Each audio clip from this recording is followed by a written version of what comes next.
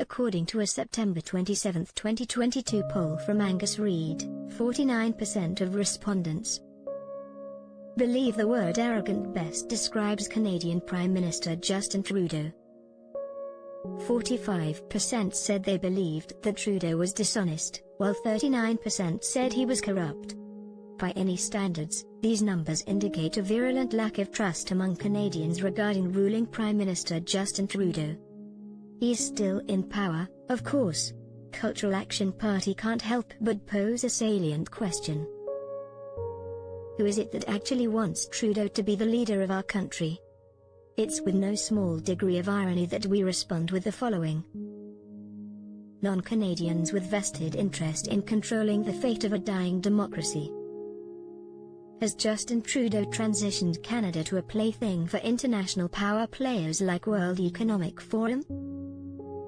Add to this the World Health Organization, who came to control Canadian society with the advent of the COVID pandemic, providing a smooth segue into another major player for an erasure of freedom and democracy in Canada, the Communist Government of China. It was with trepidation that establishment media exposed a breaking story this week. According to a leading Canadian media outlet, the Communist Government of China is in the process of entrenching its draconian police state within our society. Canada's Globe and Mail claim it is being done with no worry about being confronted by our own national security agencies. The Fuzhou Public Security Bureau has established more than 50 overseas police service centers in cities around the world, including 3 in Toronto. Upon which cap take a moment to contemplate these surreal circumstances. Media are reporting that the establishment of China's police stations in Canada is entirely focused on Chinese nationals and immigrants who violate the standards of the Communist Government China, not Canada. In no manner has there been speculation on whether Canadian-born citizens will fall under the same umbrella. What would occur if, for example, Randy White of Ontario publicly condemns China's leadership? Will a Canadian with no connection to the motherland become targeted by China's government? And what are the long-term implications? Are replicas of the police stations to appear in all Canadian cities? Is it simply stage 1 of a tactical Chinese police infiltration of our society?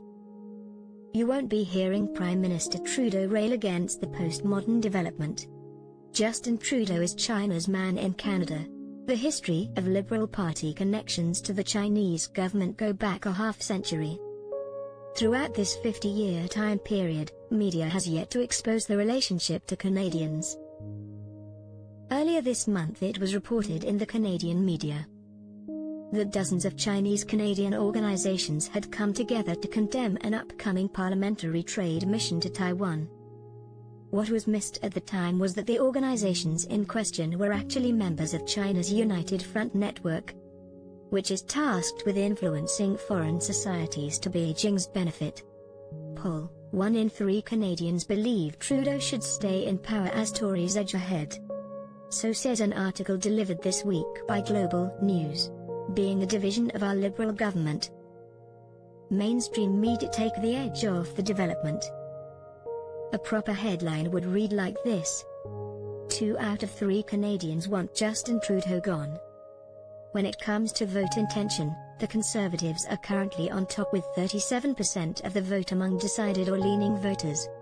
The Liberals have fallen down to 30%, while the NDP sit at 20%. Jagmeet Singh's New Democratic Party may sit at 20%, but in many ways, they hold the key to Trudeau's quasi-dictatorship. Witness as our press get all worked up about the CPC surge. It's little more than a game. Because of NDP leader Jagmeet Singh, the Liberals can continue to control Canada until late 2025. A lot can change in this time period. Trudeau could be replaced, and any new leader is certain to be female. Picture it now. CBC and corporate media begin to plug the first female Liberal Prime Minister ticket. The woke of Canada swell with pride at a monumental progressive social development. Riding the politically correct wave into the sunset, the Liberals and their media partners successfully thwart the Conservative ticket. Not that it's a given. Still, keen observers would be wise not to rule out the possibility. In short, the Liberals will do anything and everything to stay in power, inclusive of indulging in one of Justin Trudeau's favorite pastimes. Cap call this the Liberal gender wars. Disapproval for Trudeau is much higher among men than women, with half of men over the age of 34. And more than 2 in 5 younger than that, saying they strongly disapprove of the Liberal leader. Women over the age of 54 are the most likely demographic to positively appraise Trudeau, wrote analysts. Is a payoff now in place? For 7 years, Trudeau has played light-footed woke warrior for gender advancement, including his penultimate pastime, the advancement of transgenderism for Canadians of all ages. Will his people-kind persona win him a 4th term? It remains to be seen. No common-sense Canadian should count it out. As published by True North News, a large portion of Canadians believe Prime Minister Justin Trudeau is arrogant, dishonest and corrupt. By all accounts, Justin Trudeau is the most disliked politician in Canadian history. Does it mean he is headed for a prime ministerial dustbin? Not necessarily.